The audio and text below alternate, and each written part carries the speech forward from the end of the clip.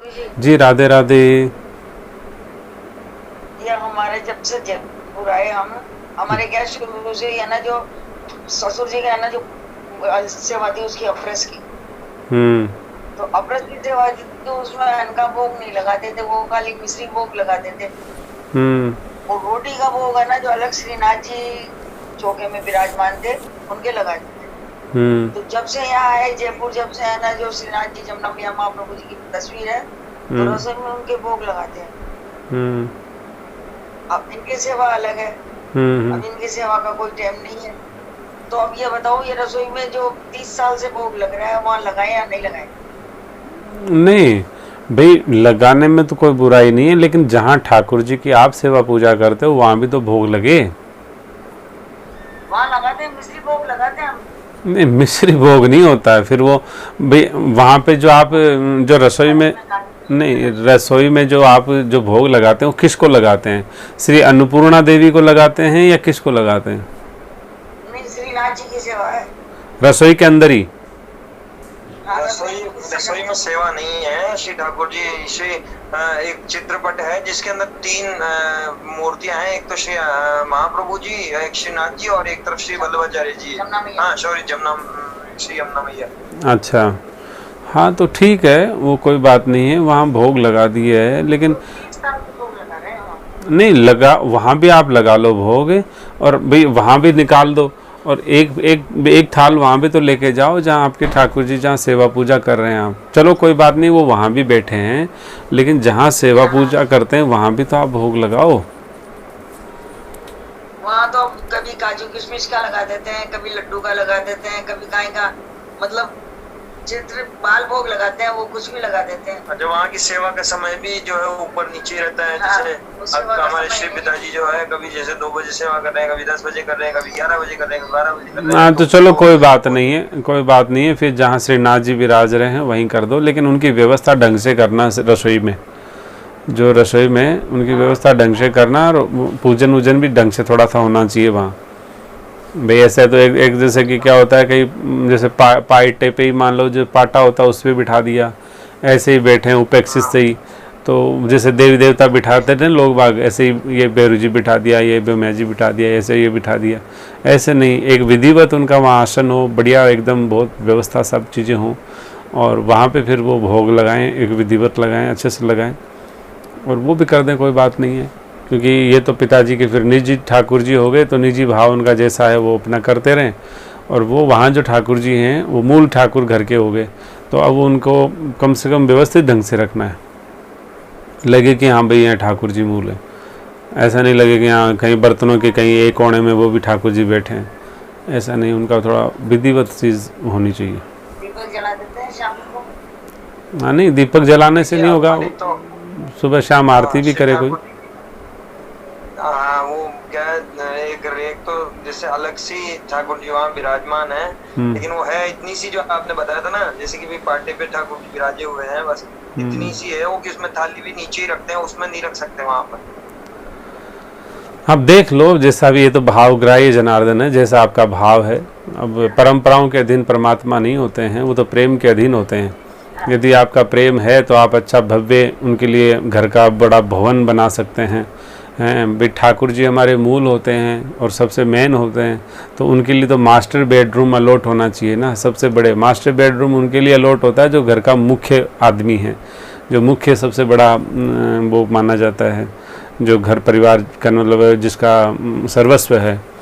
अब हम रसोई के कोने में, वो भी एक बहुत छोटी सी मोखी में, वहीं हमने टिका दिया है, तो फिर वो एक नहीं है ना भाई। कोई नहीं, आप जैसा भी है भाई, आप जैसे अपनी जो पिताजी जो सेवा पूजा करते हैं वो अपनी करें, लेकिन ठाकुर जी के एक घर में कोई अच्छे से मंदिर व्यवस्था तो होनी चाहिए, जिसमें क्या है कि हम वहाँ अच्छे से बहुत अच्छे से लाड लड़ा सकें, सारी चीज़ कर सकें और सारे व्यवस्था कर सकते हैं एक अच्छी से, तो ऐसे व्यवस्था होनी चाहिए। बाकी क्योंकि ये उपेक्षित भाव है भाई, आपके मान लो घर में कोई जवाई आए तो जवाई को भी कहोगे कि आ जाओ रसोई में बैठ जाओ, यहाँ बैठ के जिम लो नीचे, उनके लिए कहोगे नहीं नहीं बढ़िया सा बाजोट लगाओ, बढ़िया सा कालीन बिछाओ, बढ़िया व्यवस्था करो, तो जवाई से भी गए गुजरे हैं ठाकुर जी, जो कि ऐसे ही पाटे में बिठा रखें, तो ऐसा नहीं होता है। एक विज्ञान होता है, क्योंकि हम उनको महत्व जब भी देंगे, हाँ ठीक है परंपरा यदि आपकी बनी हुई है, उस परंपरा को आपको चलाना है तो कोई बात नहीं, वहाँ भी आप भोग लगाते रहो, लेकिन मूल सेवा पूजा तो कहीं एक ऐसे सिस्टम में करो। भाई आप कहीं भी जाओ, किसी के भी यहाँ जाओ, ठाकुर जी को इतना उपेक्षित तो नहीं पाते हो ना। भाई ठाकुर जी जहाँ भी रहते हैं एक सिस्टम से रहते हैं। और फिर देखो भक्तों की भावना है, सदना कसाई के पास भी ठाकुर रहते ही हैं, लेकिन वो एक विप्र के वहाँ जाके भी प्रसन्न नहीं रहते हैं। यदि भाव आपका है, विशुद्ध है, कोई बात नहीं है, तो वहाँ जहाँ है वहीं लगाओ, कोई बात नहीं, जैसा आपका भाव करे, मन करे। ये विवाद का विषय नहीं है और ना कोई कर्मकांड का विषय है। जहाँ भक्त की भावना है भगवान वहीं आके पाते हैं, तो कोई बात नहीं। राधे राधे जी। राधे राधे। एक प्रश्न और पूछना चाहते थे श्री माता जी, वो ये है कि जैसे मैंने बच्चियों को बोला कि भाई दादी जी के चरण दबाओ, तो बच्चियां दबाने लगी, तो माता जी ने मना कर दिया कि बोले नहीं बच्चियों से तो चरण दबाएंगे ही नहीं। तो मैंने कहा जी श्री गुरु जी से पूछ लेंगे। बोले हाँ ठीक है पूछ लेंगे। तो उसके संबंध में बात देखो, ये एक सबसे बड़ी भ्रांति है कि बच्चियां जो हैं चरण नहीं छुएंगी। तो बच्चियां पिता के चरण नहीं छूती, भाई के चरण नहीं छूती, दादा के चरण नहीं छूती, यानी कि जो भी पुरुष हैं उनके चरण नहीं छूती हैं। लेकिन बच्चियां माता के छू सकती हैं, बड़ी बहन के छू सकती हैं, भुआ के छू सकती हैं, दादी के छू सकती हैं, बड़ी माँ के छू सकती हैं, चाची, यानी कि जो भी माताएं हैं उनका छू ही सकती हैं। मान लीजिए आप उन्हें आज उनको चरण दबाना नहीं सिखाया, चरण सेवा नहीं सिखाई, तो कल को शादी करके भेज दोगे, कहोगे सास की सेवा करो, तो आएगा ही नहीं उसको, तो क्या सेवा करेगी वो। तो कहने का मतलब है नहीं, संस्कार जब हम यहाँ से ही देंगे और जब शादी करके वो जाएंगी तो अपनी सास की बहुत अच्छे से सेवा करेगी। और माताओं को चरण दबाने में हानि नहीं है, दबाना चाहिए और बच्चियों के हित के लिए दबाना चाहिए। मान लो आपके शरीर में पीड़ा नहीं है, फिर भी एक बच्चियों को संस्कार मिलते हैं, है ना। बच्चों को बचपन में ऐसे तो संस्कार मिलते हैं धीरे धीरे। यदि आप निश्चय नहीं हाँ वो कोई बात नहीं है, लेकिन अभिराम वो तो बच्चों को तो खैर है ही है, लेकिन बच्चों को तो दादाजी के दबाएं और जो बच्चियां हैं दादी जी आदि के दबाएं। एक मर्यादा बनती है, घर में हमेशा से बच्चा देखता है मर्यादा है कि भाई नहीं मानता है ना, जो कन्या से है ना, जो कन्या अपने ससुराल में जाके अपने सास ससुर सागवाए तो वो सही है। नहीं भाई कन्या जो है कह रहे हैं कि मन नहीं मानता कि कन्या से पैर दबाए।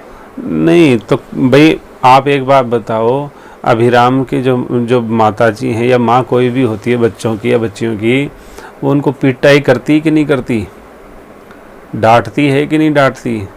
कहने का मतलब है कि सब काम कर लेते हैं, लेकिन तो कोई शिक्षा की बात आती है तो सिखाने में क्या बुराई है। भाई हम मान लीजिए वो सेवा कर रही है और काम करवा लो बच्चों से। मैंने कहा आपसे कि बच्चियों की ज़िंदगी जो है इसी सिद्धांत पे टिकी हुई है।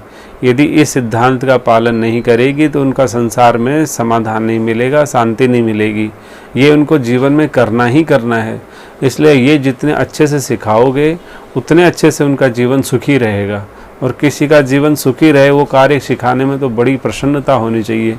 जैसे डॉक्टर होता है वो फिर भी शरीर को निरोगी बनाने के लिए शरीर को काटना भी पड़ता है, चीरा भी लगाना पड़ता है, वो इंजेक्शन भी लगाता है, तो परोपकार की दृष्टि से लगाता है ना। उसका क्या मतलब है कि किसी के शरीर को काटे पीटे। इसी तरह से बच्चों को संस्कार देने का एक विज्ञान सनातन सिद्धांत ने बनाया है।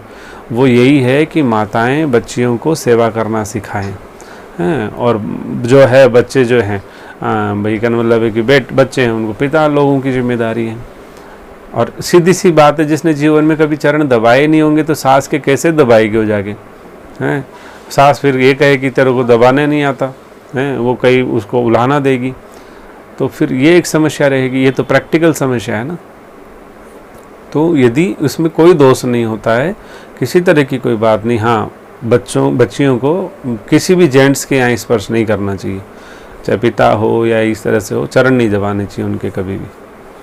छोटी बच्चियां हैं तो चलो सर दबा दिया, हाथ दबा दिया, ऐसे दबा दिया, बाकी चरण नहीं दबाने चाहिए।